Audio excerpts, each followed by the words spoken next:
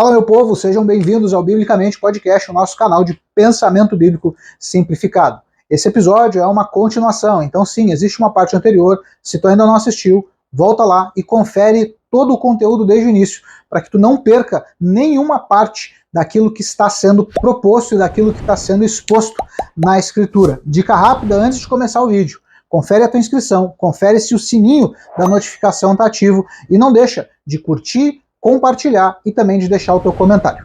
Deus abençoe vocês. A vida com Deus é maratona, a vida com Deus é caminhada. Pessoas passam 40, 50, 60, 70, 80 anos na caminhada com Deus até morrerem e se encontrarem com o Senhor e lá então poderem ouvir do Senhor, servo bom e fiel. Não é aqui e agora, não. A gente está olhando para um futuro escatológico, a gente está olhando para um futuro no qual seremos como Deus é, no qual seremos perfeitos, seremos santos, seremos puros como Deus é. Mas ainda não é aqui. E quando a gente olha para esse futuro escatológico, a gente precisa entender que ele é precedido por uma caminhada de aperfeiçoamento. Nós seremos aperfeiçoados ao longo da jornada, dia após dia, semana após semana. Então é necessário a gente entender esse processo de caminhada com Deus, e para isso a gente tem um texto que vai nos ajudar muito. Eu falo muito desse texto aqui em vários episódios anteriores, eu já citei esse texto, mas hoje a gente vai analisar, verso a verso, o que diz esse texto. Pega a tua Bíblia aí e vamos juntos lá para a carta de Paulo aos Efésios, capítulo 4, a partir do verso 17. E aqui a gente vai começar a entender algumas coisas. Efésios, capítulo 4, a partir do verso 17. Então, se a vida com Deus é uma caminhada, e se essa caminhada eu não sou aperfeiçoado imediatamente, instantaneamente, não, eu preciso passar pelo processo de aprendizado, eu preciso ser aperfeiçoado, esse texto vai nos dar o caminho, esse texto vai nos orientar como fazer essa caminhada e o que eu preciso, né? Já que eu entendi todo o processo redentivo, cheguei no ponto do arrependimento, me arrependi, pedi a Deus perdão pelos meus pecados, confessei diante do Senhor os meus pecados, e agora? O que acontece daqui para frente? O que acontece é o que a gente vai ler nesse texto. Paulo vai dar orientações sobre como devem agir os crentes. Esse é o título ou subtítulo do texto que a gente vai fazer a leitura agora. Aqui na minha Bíblia, talvez na tua seja o mesmo ou algo diferente, mas a ideia do texto é essa. É como nós devemos agir, como nós devemos nos portar. Chegamos no arrependimento. E agora? Agora, existe um caminho a trilhar. Existe o daqui para frente. O daqui para trás passou. Não importa, as nossas marcas vão nos acompanhar, mas não importa. Nós fomos perdoados, justificados. É o texto que nós lemos lá em Romanos capítulo 5. Temos paz com Deus para seguir daqui para frente. E daqui para frente, eu não posso viver do mesmo jeito que eu vivia lá atrás. Eu preciso de uma maneira nova de viver. Eu preciso de um jeito novo de agir. E esse jeito novo de agir, Paulo vai nos dar a dica. Então vamos lá. Efésios capítulo 4, verso 17. Eu vou lendo e parando para a gente ir conversando ao longo do texto, ok? Para que não faça uma leitura muito extensa, depois volte repetindo. Eu vou ler e a cada verso, ou cada 2, 3 versos, eu paro e a gente vai conversando, ok? Efésios 4, 17. Diz assim: sendo assim, eu vos afirmo e no Senhor insisto, para que não vivam mais como os gentios, que vivem na inutilidade dos seus pensamentos. Pois eles estão com o entendimento mergulhado nas trevas, separados da vida de Deus por causa da ignorância em que vivem, devido ao embrutecimento do seu coração. Havendo perdido toda a sensibilidade, eles se entregaram a um estilo de vida depravado, cometendo com avidez toda espécie de impureza. Entretanto, não foi isso que vocês aprenderam de Cristo. Lemos até o verso 20. Cara, Paulo está dizendo para gentios que eles não devem viver mais como os gentios vivem. Olha que loucura isso. Então, o que Paulo quer dizer com isso? Quando ele fala não vivam mais como os gentios, ele está se referindo aos gentios que ainda não creram.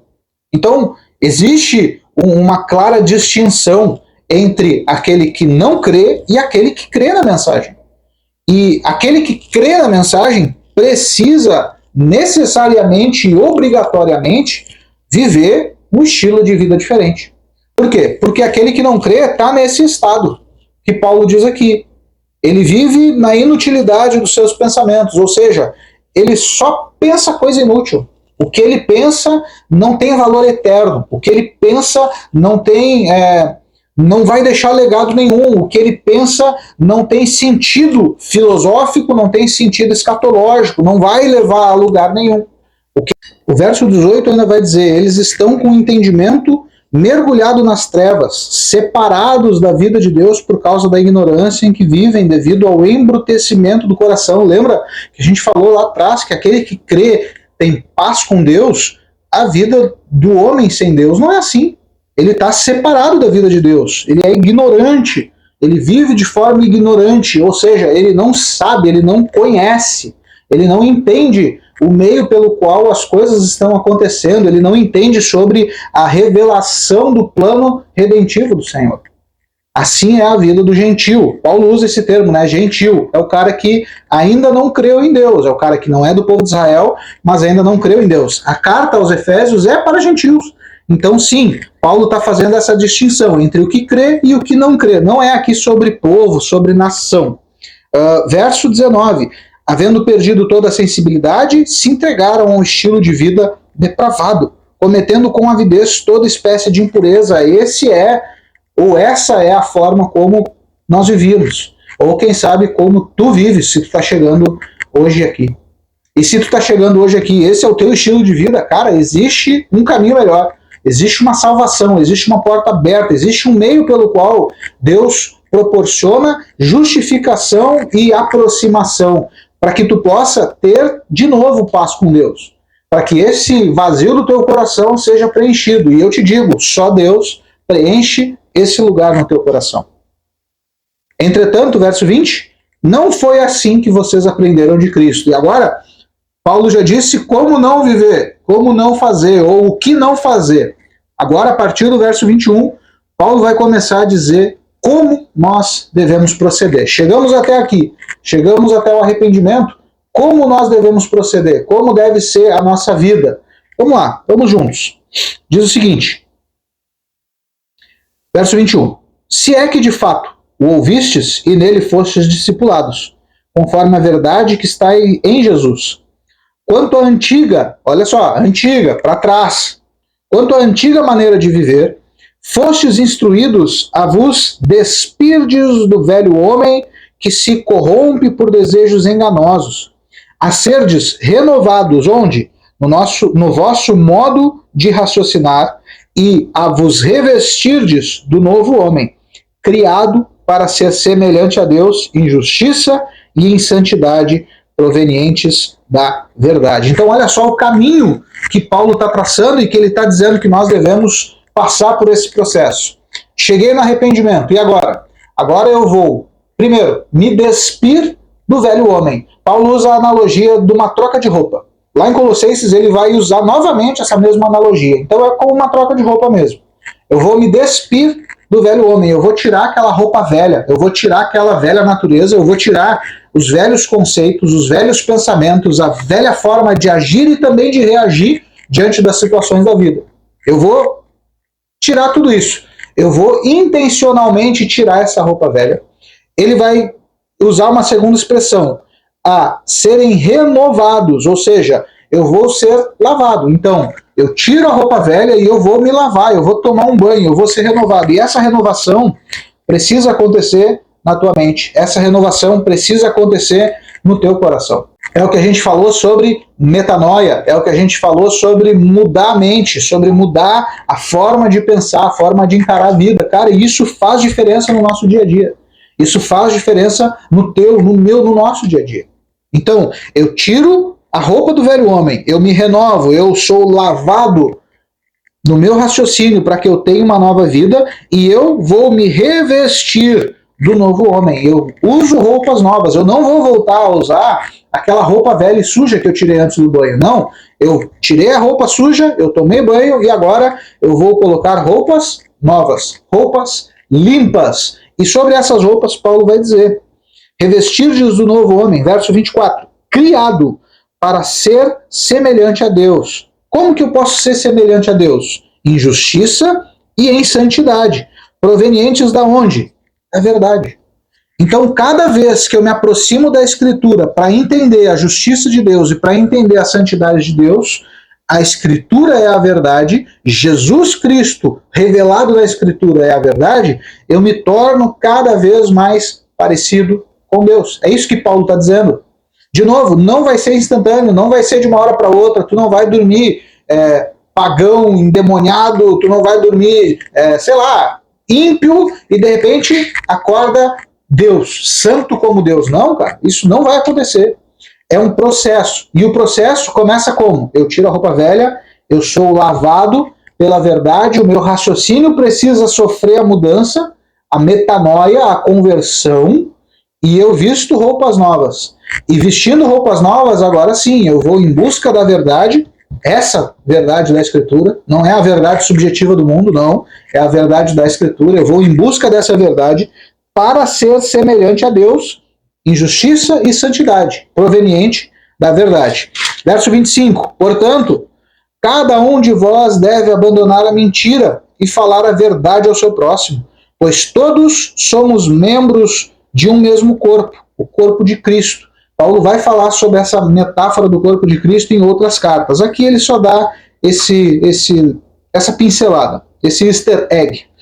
Verso 26. Estremecei de ira, mas não pequeis. Ou irai-vos, mas não pequeis. Algumas versões dizem assim. Acalmai a vossa ira antes que o sol se ponha e não deis lugar ao diabo. Aquele que roubava, não roube mais. Pelo contrário, trabalhe fazendo com as mãos o que é bom, para que tenha o que repartir com quem está atravessando um período de necessidade. Cara, olha isso. Paulo está dizendo como deve ser a minha vida após chegar no ponto crucial do arrependimento. Então, eu cheguei até o arrependimento. E agora? Tiro a roupa velha, sou lavado, boto roupa nova, e eu vou buscar ser semelhante a Deus, porque eu entendi, eu fui criado para ser semelhante a Deus. Lembra que lá no primeiro episódio dessa série, o que é o Evangelho, a gente leu Gênesis, e lá em Gênesis diz que o homem foi criado à imagem e semelhança de Deus. Paulo está ligando essas coisas, ele está fazendo menção a essa criação. Então, se eu voltei para o trilho de Deus, eu preciso buscar ser semelhante a Deus novamente, em justiça e santidade provenientes da verdade. Como eu faço isso? Eu paro de mentir. Se tu era um mentiroso inveterado, tu tem que abandonar a mentira, irmão. Não, mas é difícil para mim. É óbvio, né? Tu já mentiu para tanta gente, tu já enganou tanta gente que agora tu vai ter que desmentir todas essas coisas e começar a falar só a verdade e começar a viver de uma maneira verdadeira. É óbvio que vai ser difícil, é óbvio que não vai ser fácil. Ninguém que é obeso ganha um shape, né? Ganha o corpo saudável de um dia para o outro. Não. Demanda esforço. Demanda dieta, demanda atividade física, demanda suor, às vezes até sangue. Vai ter que sangrar, irmão. Isso é óbvio, isso faz parte. A gente não está aqui dizendo que é fácil, mas a gente está dizendo que é o único caminho verdadeiro. A gente não está aqui dizendo que vai ser mil maravilhas. Não, vai ser difícil, vai ter espinho, vai ter pedra no caminho, mas no final, lá na frente, o futuro escatológico, lembra que a gente falou isso? O futuro escatológico para o qual a gente está olhando, lá sim, lá a Bíblia vai dizer em Apocalipse que não haverá mais choro, não haverá mais dor, não haverá mais morte, e a lágrima dos nossos olhos, o próprio Senhor enxugará. Nesse futuro, sim, lá vai ser mil maravilhas. Aqui, o processo é difícil. O processo demanda tempo, o processo demanda empenho, esforço.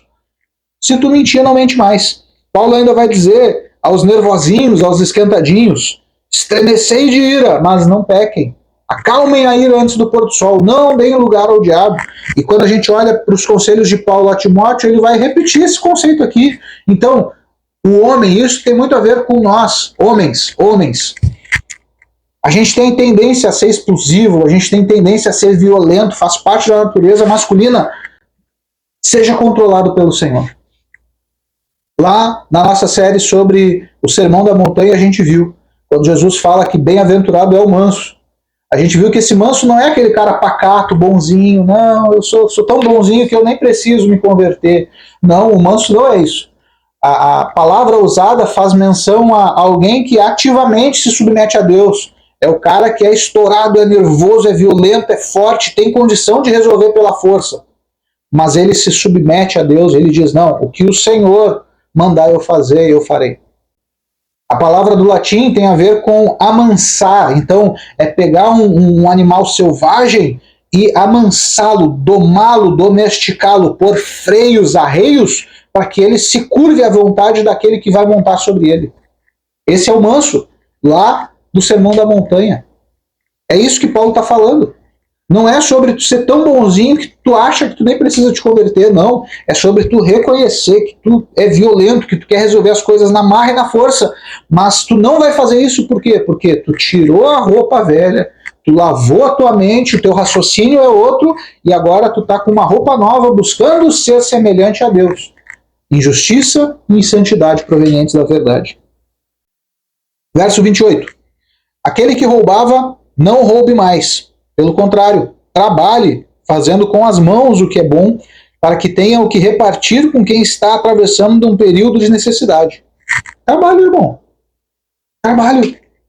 A gente ainda vai produzir um conteúdo, eu ainda vou fazer alguns episódios falando sobre isso, sobre trabalho, sobre a importância de trabalhar para a glória do Senhor. Hoje de manhã ainda, o Jadeco me mandou uma mensagem falando sobre isso, eu disse para ele, cara, assim que eu terminar essa série que eu estou fazendo sobre o Evangelho, eu quero falar sobre isso.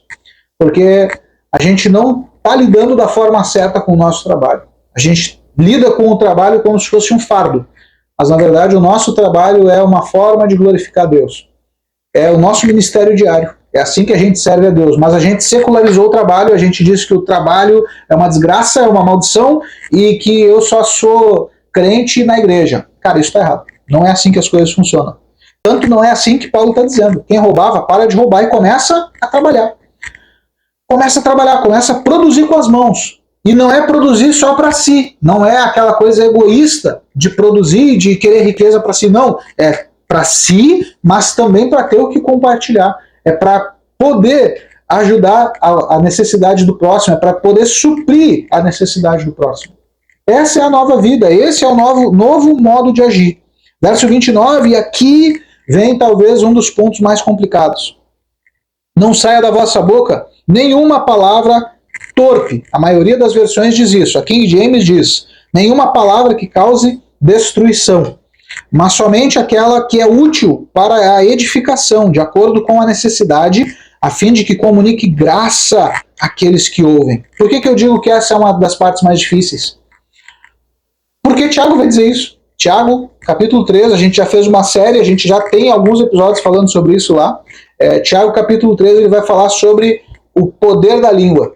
E ele diz, é um pequeno membro, um pequeno músculo que está no meio de todo o corpo, tão pequenininho, parece inofensivo, mas com a língua incendeia o corpo inteiro e pode causar um tumulto, pode causar uma revolução. Por quê? Porque são as nossas palavras que alcançam as pessoas. É o que nós falamos que muitas vezes afeta as pessoas. É o que nós falamos, e por isso Paulo vai dizer que não saia da vossa boca nenhuma palavra inútil, nenhuma palavra destrutiva, nenhuma palavra que cause destruição. Esse é o significado de torpe. Torpe é isso. Muita gente acha que é só falar palavrão. Não, não é apenas sobre falar palavrão, meramente isso. Não. Qualquer palavra que não seja edificante. Qualquer palavra que não seja boa para ajudar alguém, boa para edificar alguém, não fala. Não usa esse tipo de língua, de linguajar, de linguagem, de palavra. Não fala. Zeca, mas isso é difícil? É claro que é, irmão. Eu te falei, é uma maratona. Não vai ser de um dia para o outro que tu vai alcançar essas coisas. Mas eu preciso ler o texto e te dizer que esse é o caminho. É assim que tu tem que te portar daqui para frente. Se tu chegou no ponto do arrependimento, agora é uma vida nova. E a vida nova é essa aqui.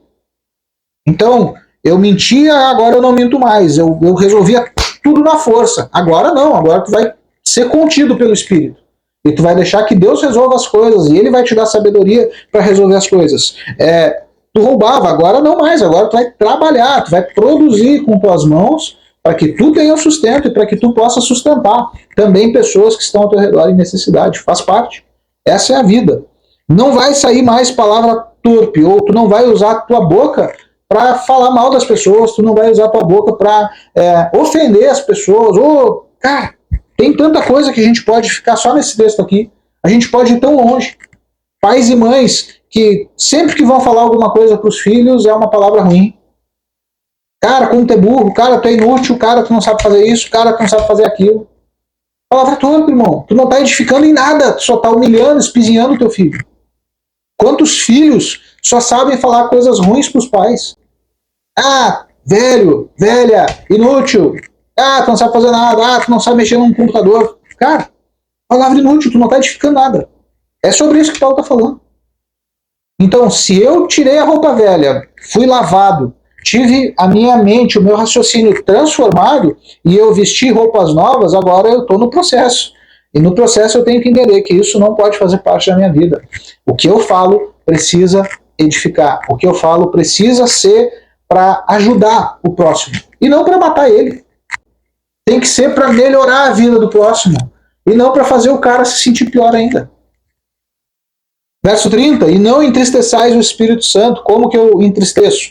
Com tudo isso que a gente está falando, vivendo dessa forma, da forma antiga, roubando, matando, mentindo, sendo irado, violento, falando coisa que não ajuda, eu estou entristecendo o Espírito Santo, com o qual vocês foram selados para o dia da redenção.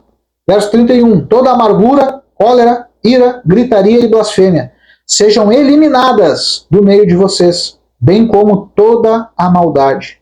Antes, sejam bondosos e compassivos uns para com os outros, perdoando uns aos outros da mesma maneira como Deus os perdoou. Aqui a gente tem que fazer aspas e voltar para o Sermão da Montanha. Porque talvez tu tenha chegado no ponto do arrependimento, tu até reconhece, caramba, eu me arrependo. Mas tu não quer liberar perdão. Tu não quer perdoar quem te ofendeu. Tu não quer perdoar quem te maltratou, magoou ou quem sabe até quem te prejudicou, quem te causou prejuízo. É necessário. É necessário perdoar. Por quê? Porque o Senhor nos perdoou. E uma coisa que Jesus deixa claro no Sermão da Montanha e também lá em Mateus 18, se eu não me engano, na parábola do credor incompassivo, é que Deus não tolera quando ele perdoa alguém e esse alguém não perdoa o seu próximo. Se Deus te perdoou, ele espera de ti que tu perdoe quem te prejudicou, quem te ofendeu. Não, mas eu não consigo, Zeca, me prejudicou demais. Cara, eu não estou dizendo que tu tem que conviver, eu não estou dizendo que tu tem que voltar a viver naquele lugar, talvez cativo, talvez, vamos usar o termo, um ambiente tóxico ou um ambiente ácido. Não estou dizendo isso, mas o teu coração tem que estar leve. O teu coração tem que estar leve. Repito, o perdão é necessário e o teu coração tem que estar leve. Jesus fala sobre isso lá no Sermão da Montanha. Capítulo 5, verso 1. Efésios, capítulo 5, verso 1. Então, tudo isso que Paulo está falando vai culminar nesse texto. Portanto, sejam imitadores de Deus. Todo esse estilo de vida que Paulo traçou nos leva à tentativa de ser como o Senhor, de imitar a Deus. Lembra? Ele fala que o nosso novo homem, essa roupa nova que nós estamos vestindo, foi criado para ser semelhante a Deus. Então aqui ele vai culminar dizendo isso.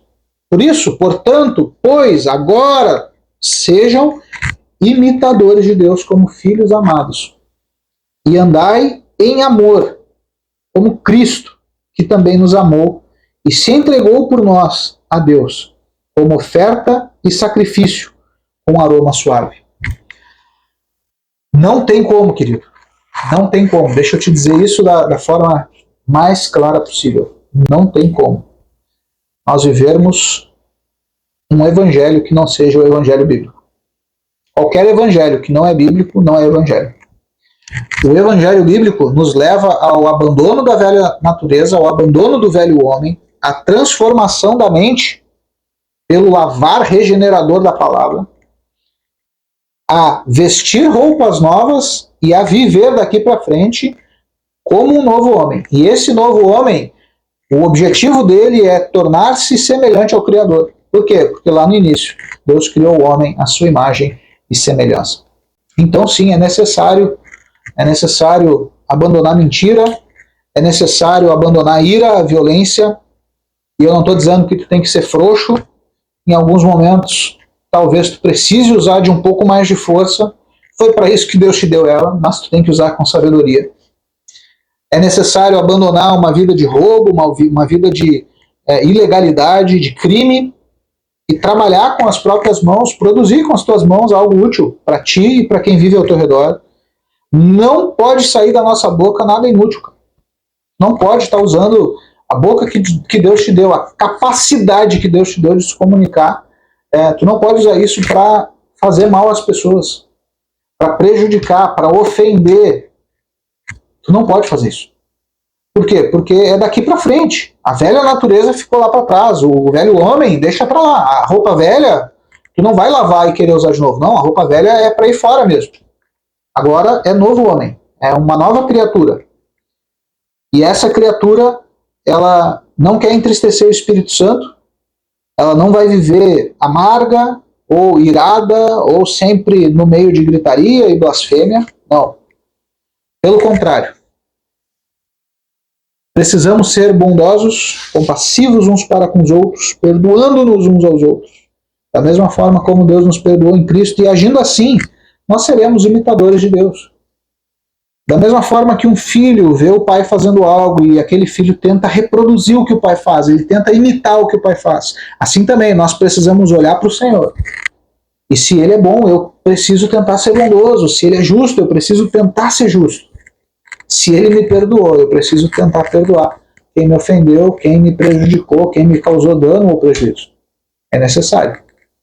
Essa é a caminhada do Evangelho. Essa é a vida do Evangelho. E andar em amor, capítulo 5, verso 2 de Efésios.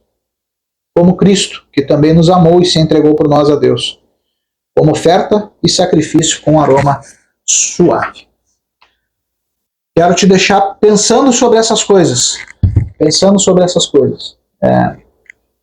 E eu te peço, né? Deixa aqui o teu comentário. Deixa o teu comentário de como essa nossa conversa te ajudou ou não. Ou te prejudicou, ou te deixou mais maluco ainda. Deixa aí embaixo nos comentários. Curte esse vídeo, deixa o teu like.